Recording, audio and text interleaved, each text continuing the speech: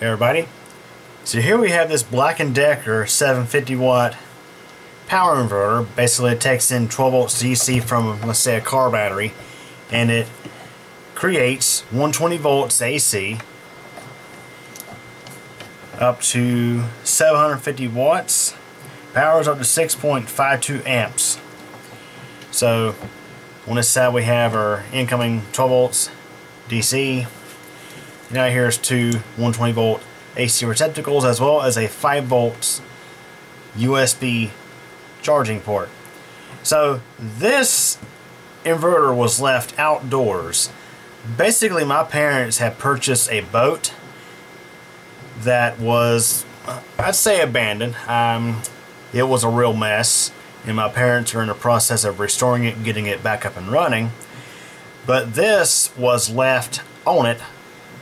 I want to say it was left inside of a compartment, but of course outdoors, probably in the woods, I think, something like that. This thing has seen a lot of moisture, and I felt that this would be a perfect example of why you should never leave electronics outdoors. So we're going to open this up and have a look inside to see just how bad it really is. Now, of course, this thing, 99.9% sure there's no saving it. It's that far gone. So there's a look at this label on the bottom for those who are interested. So that being said, we're going to go ahead and start tearing into this thing. Like I say, probably the only thing salvageable for this thing is going to probably be these alligator clips. That's going to be basically it. As far as I'm concerned, this thing is in rough shape. So I'm going to start by taking off these input wires. And I should note, the smell coming from this thing reminds me of a power supply that I bought on eBay. It was a for parts only power supply, computer power supply, just for the heck of it, see if I could restore it. And of course I'll put a card in the upper right corner to that video. I was not really successful at getting it working again, but kind of similar situation, though not as bad as this. I think it was stored in like a basement or something. But anyways, let's get these out of the way here. Let's go ahead and begin tearing into this.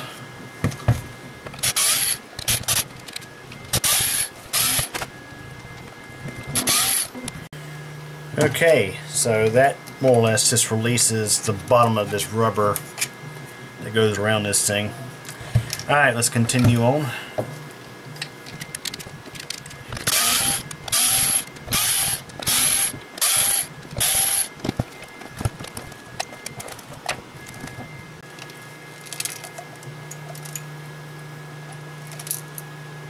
There's like little rusted bits falling out of this thing. Yeah, this thing's really bad. I wonder if this thing has been exposed to direct, like getting like rained on, stuff like that. It makes me wonder if it's been exposed to direct moisture.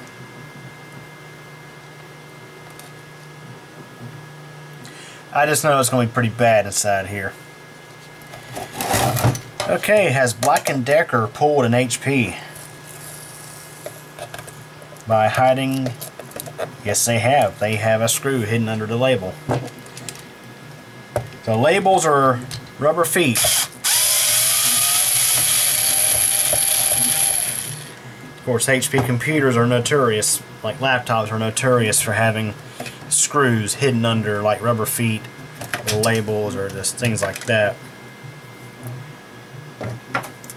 Okay, let's go ahead and take the screws off of the ends of this thing. Then we should be able to get our way inside here.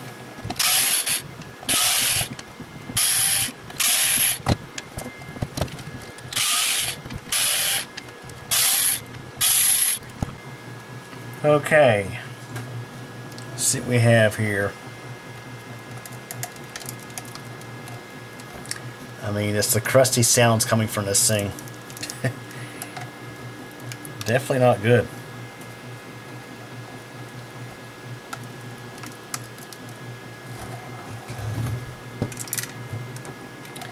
And it's random rusty bits. Oh. Random rusty bits and bits of old, well, deceased insects and stuff falling out of here. Yeah, this is bad. Okay, so it looks like we're going to have to take this off first.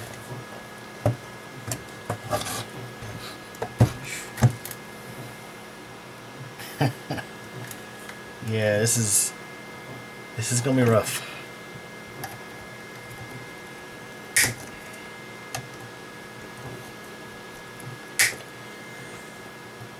I mean, for pretty obvious reasons, there's no real way of saving this thing. It's just, yeah.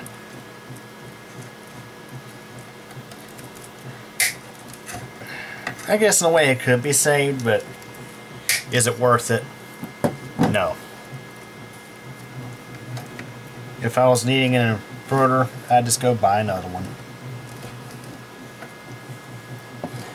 There's our first peek inside here, where we can see a bunch of capacitors and some fuses. Big boys at that.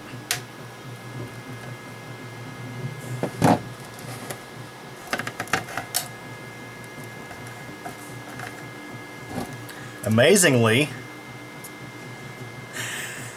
these fans are not seized. They spin. That's really shocking. See if I can get some more wire out of here. Alright, looks like the whole PCB slides out, so let's go over to the other side. Pull up on this side. Heck, I don't know, maybe I should have pulled this one out first. Yeah, maybe I should have, because look, all we have over here is just these receptacles. And oh boy, we definitely got some crustiness in there for sure. Alright, just snip these 3 wires here. These receptacles, they're in parallel. So, there you go. Golly, man, this is... Dadgum. Alright, so I can get this USB data board to come out.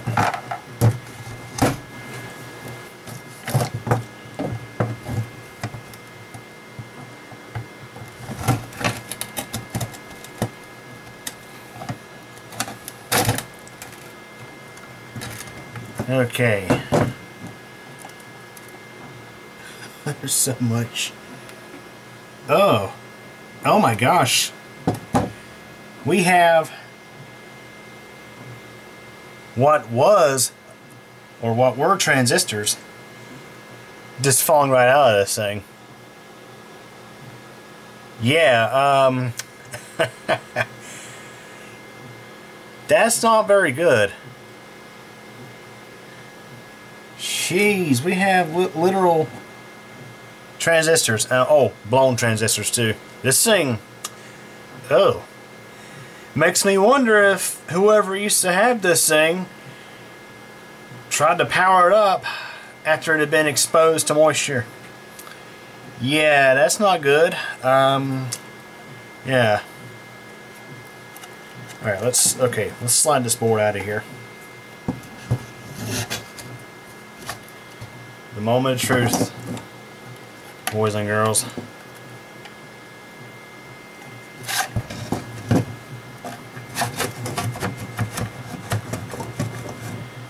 Okay, we literally have a daughter board that has like come loose from the, yeah.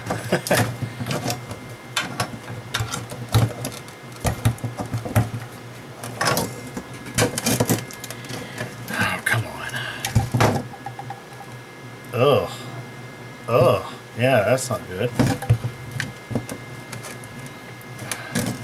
I got hung up on something.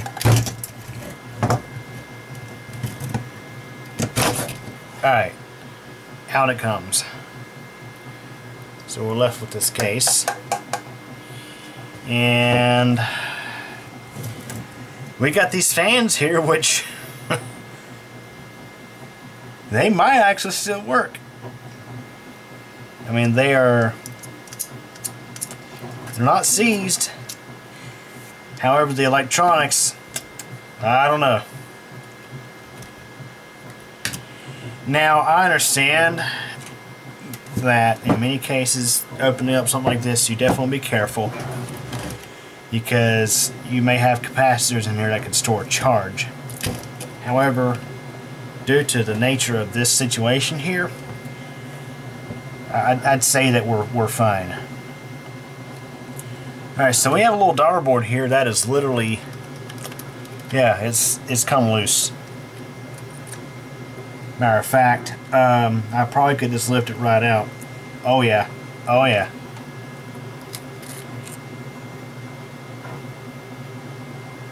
It used to go right there. Let's get you a close-up of this.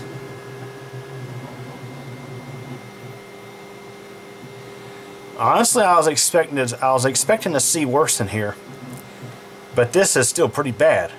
Don't get me wrong.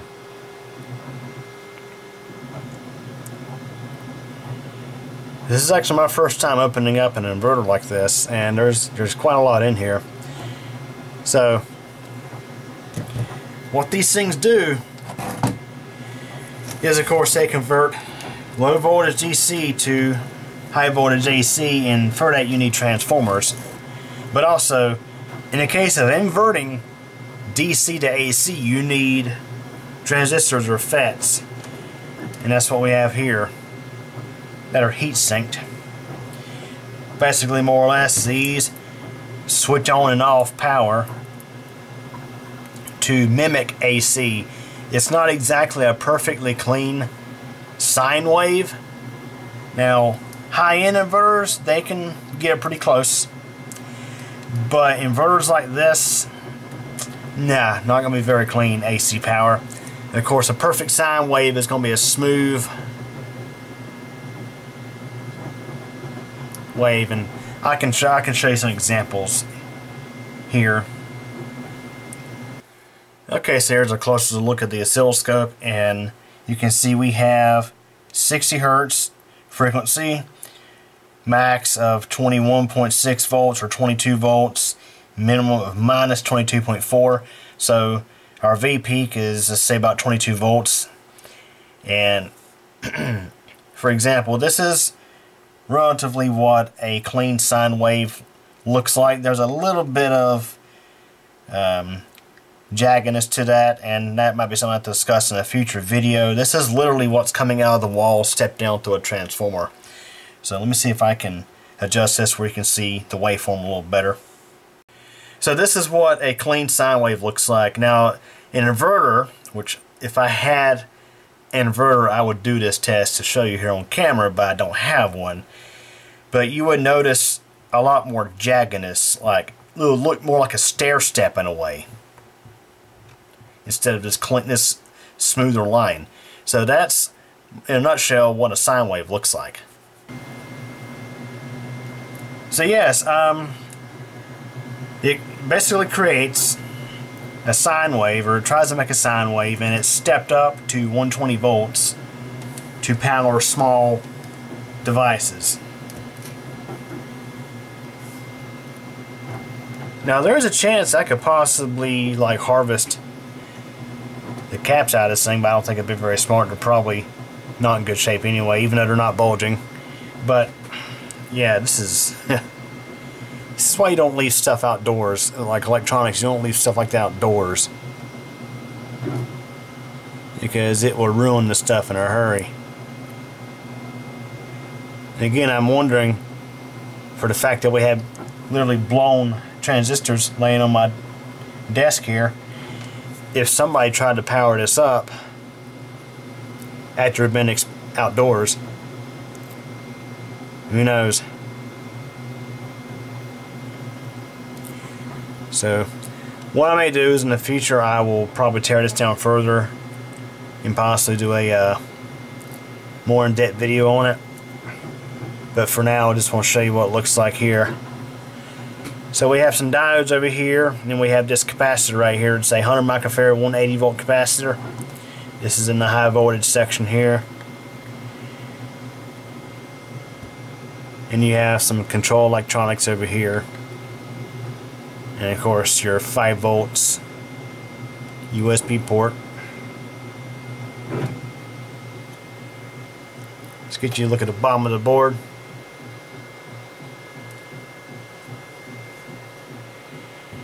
Again, I was kind of expecting worse, but this is still really bad. You see the rust and the corrosion taking place here. And as you've seen earlier, this board here just came right out due to rust. All the connections got rusted off. Not good. But yes, this is why it's important that you keep electronics that are not designed to be left outdoors kept indoors, because electronics and moisture do not play nicely. Now of course there are electronic devices out there that are designed to be outdoors, either directly outdoors or sheltered from, let's say, rainfall. For example, be control boards, let's say a heating and air conditioning system. Stuff like that is normally coated with a spray-on coating to protect the circuit board and things like that from moisture. But yes, when you see devices that say for indoor use only, stuff like this is why that's so important. I mean, look at this resistor here. These resistors on the edge there, they are, yeah, looking rough. So anyways, that's going to wrap up for this one. Now in the future, if I tear this down further, I will post another video. Probably what I'll do is try to get this heat sink off. That way you can see better what's under it. There's not too much under there. Really got some capacitors, the transformer, and some diodes. That's basically it. So, again, this is why you don't keep electronics outdoors that were not designed to be outdoors. Hope you enjoyed this video. Thanks for watching.